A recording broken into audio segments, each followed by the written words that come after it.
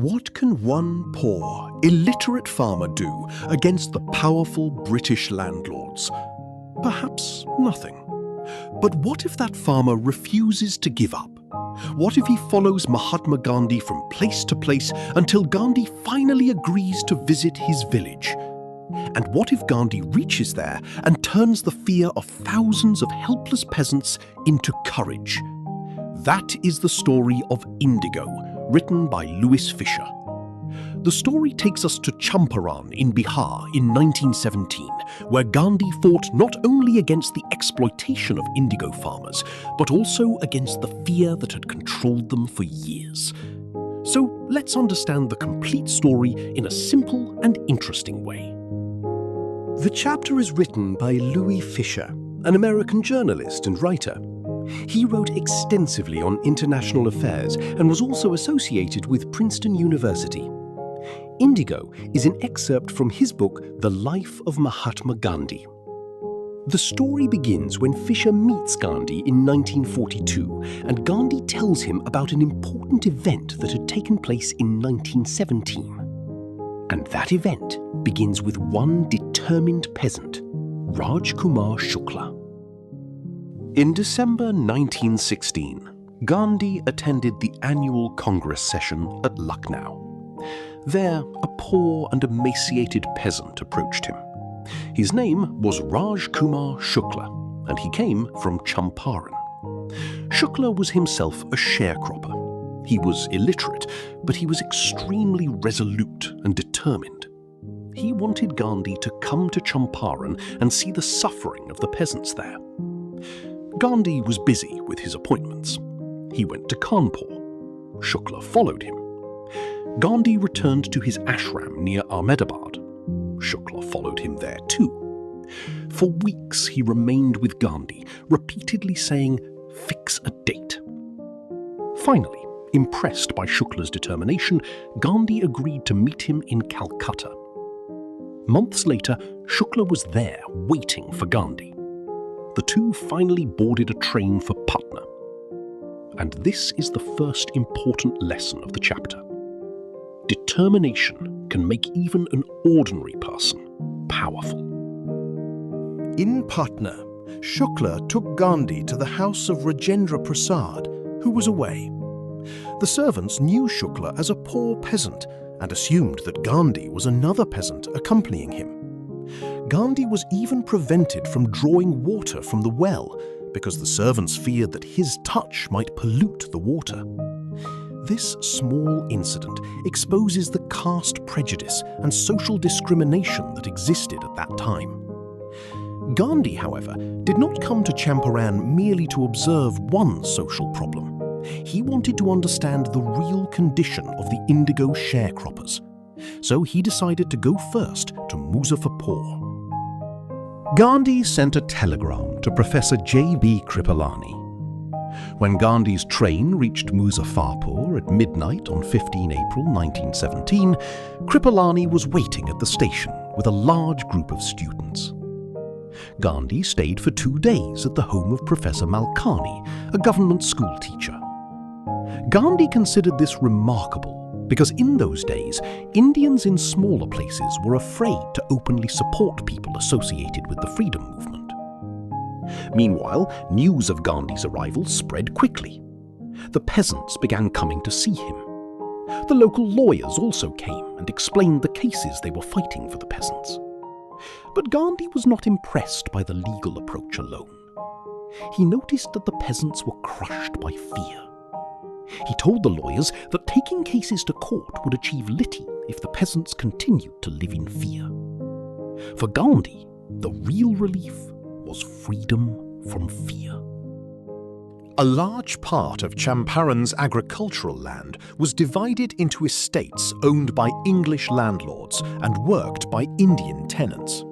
The peasants were forced to cultivate indigo on 15% of their land and surrender the entire indigo harvest to the landlords. But then, a major change took place.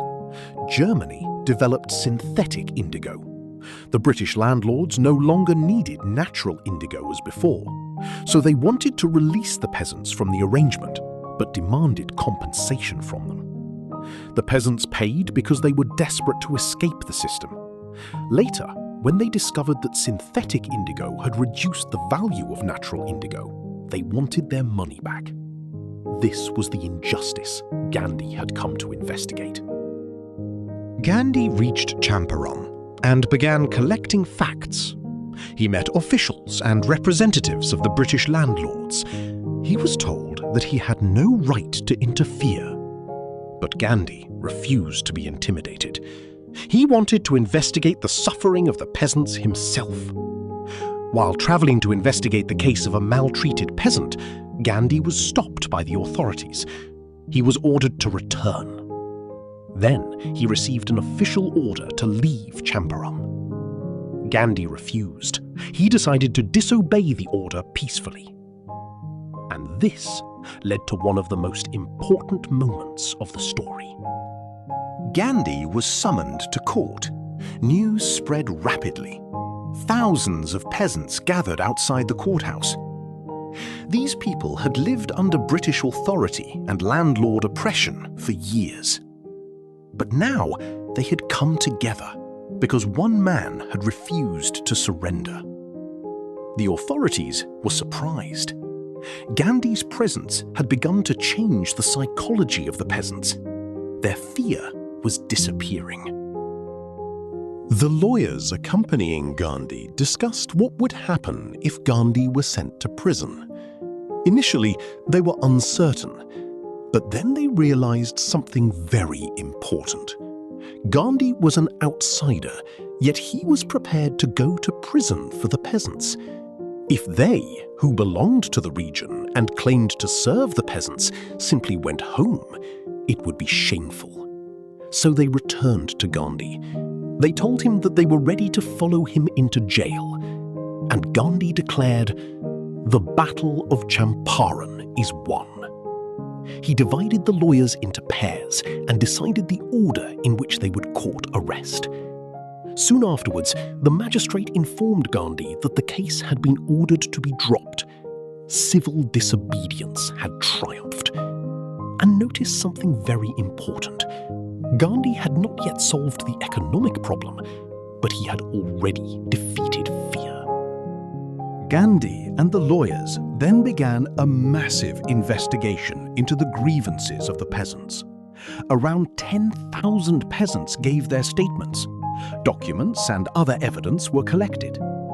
The evidence became so strong that the British planters finally agreed to refund money to the peasants. Gandhi demanded 50%. The planters offered 25%. And Gandhi accepted the 25% settlement. Why? Because the amount of money was not the most important thing. The real victory was that the landlords had been forced to surrender part of their money and, more importantly, part of their prestige and authority. The peasants now understood that the landlords were not all-powerful. Gandhi's work in Champaran did not end with the refund. He remained there for a long period and looked at the social and cultural problems of the villages. Schools were opened in 6 villages. Kasturba Gandhi worked on personal cleanliness and community sanitation. A doctor volunteered his services. Gandhi also noticed the poor living conditions of the villagers. One woman explained to Kasturba that she had no cupboard or box for clothes. The sari she was wearing was the only one she possessed. This showed Gandhi that the problem was much deeper than simply indigo cultivation. It was a problem of poverty, education, health, and dignity. Within a few years, the British planters abandoned their estates and the indigo sharecropping system disappeared. But Gandhi considered the Champaran episode important for a much larger reason. It was a turning point in his life. Gandhi explained that what he had done was, in one sense, very ordinary. He had simply declared that the British could not order him about in his own country. But Champaran had not begun as a political confrontation. It had begun with an attempt to help poor and suffering peasants. This was Gandhi's special way of working. His politics were connected with the real, everyday problems of ordinary people. There is one final incident that gives us the deeper message of the chapter. Charles Freer Andrews, an English pacifist and follower of Gandhi, was present during the Champaran action. Some of Gandhi's lawyer friends thought that Andrews should stay and help them because he was English. Gandhi strongly disagreed. He told them that depending upon an Englishman showed weakness of heart. Their cause was just. They should depend upon themselves. The lawyers understood Gandhi's lesson. It was a lesson in self-reliance. And Gandhi connected self-reliance with India's independence and the freedom of the peasants. So, students, Indigo is not simply a story about indigo. It is a story about determination through Rajkumar Shukla, leadership through Gandhi, courage when Gandhi refuses to obey an unjust order, unity when the lawyers decide to face imprisonment, satyagraha and civil disobedience through peaceful resistance, freedom from fear, which Gandhi considered more important than merely fighting cases in court, and finally, self-reliance, the belief that people must learn to stand on their own feet.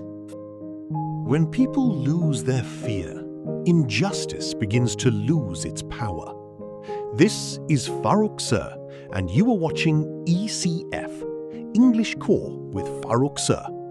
Keep learning, keep believing, and keep growing.